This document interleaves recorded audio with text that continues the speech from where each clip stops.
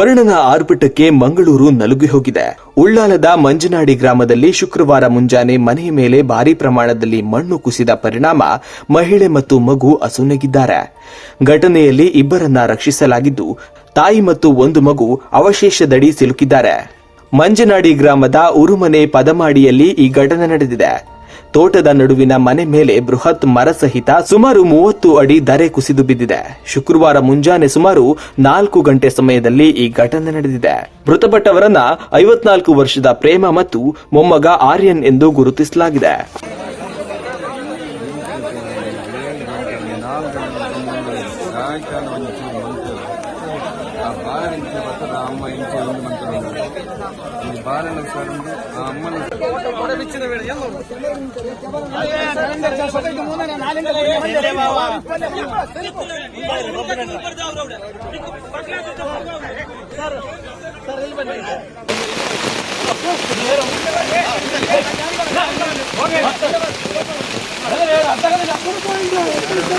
ಏನಾಗಿದೆ ಏನ್ ಮಾಡಬೇಕು ಗೊತ್ತಿಲ್ಲ ಇಲ್ಲಿ.